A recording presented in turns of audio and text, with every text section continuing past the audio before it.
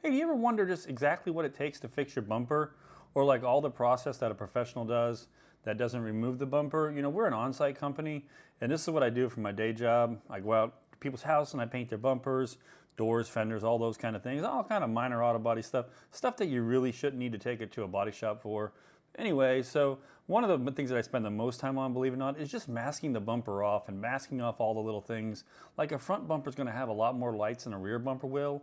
Right here, I'm adding this tape because I don't want to sand that stuff. I don't want to sand through my paper and sand like the headlight of the fender, because then I got to fix it or buy new stuff.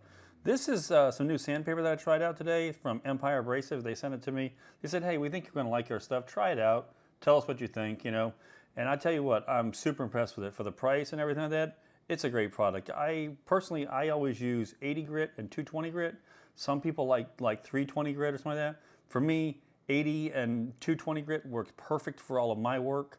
I didn't need any body filler on this. I was able to sand out the little scratches like that to make it look nice. Here I'm using a scuff pad. I typically use like a maroon scuff pad, what's known as maroon or red. It's equivalent to about 400 grit, so it's finer than what you would see on like a typical base coat, clear coat system. You wouldn't see those scratches. And it really helps promote adhesion, you know, because paint sticks to your car with the mechanical adhesion from the sanding and the chemical adhesion from the chemicals and the hardeners that are in your colors. So there it is. So after I've primered it, this is what's called a guide coat. This is gonna, as you sand this, that stuff's gonna disappear. All those little sanding marks there, those are gonna disappear because you'll be able to see the highs and lows.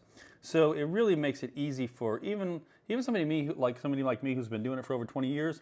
I'm able to see this stuff and just be able to say, oh, here's a spot that's too high, here's a spot that's too low. Because even when it looks perfect, you cannot see that and you can't feel it. But you can see right there, you can still see some of the little scratches I'm pointing out there. So I'm gonna sand this a little bit more and then let you see what the difference is. As you sand it, you'll see that black kind of speckled stuff is kind of disappearing. That lets me know that it's perfectly smooth. Yes, some people do use spray paint, some people use base coat, but let me tell you something, it does not sand nearly as good as just guide coat. So after I sanded it nice and perfectly, I hit it one more time with primer to make sure it has full coverage of primer. And then I went and scuffed the entire bumper. It's kind of a copy and paste sort of thing. You know, you scuffing it and now I'm cleaning it. I go back over the whole bumper with 400 grit, which makes it just nice and smooth, especially the part where I primered. It gets away little nicks and little chips and like that. And then I had to clean my drop cloth because it got so much dust on there. I always like to tack rag stuff off. Then I use prep cleaner. Prep cleaner removes all the wax and greases from the surface. That's the job of it.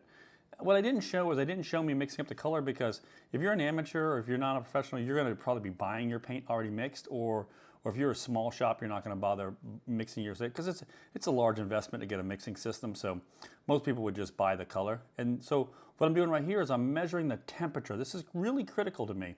So if you notice, this is 86.5 degrees on that side of the bumper in the shade, and here in Florida on the other side of the bumper, it is 103.6. So it's a big 20-degree difference in the temperature. And right now, you always want to just use your slow hardener.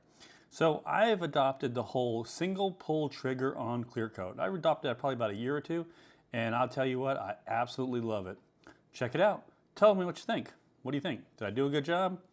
That was in somebody's driveway today.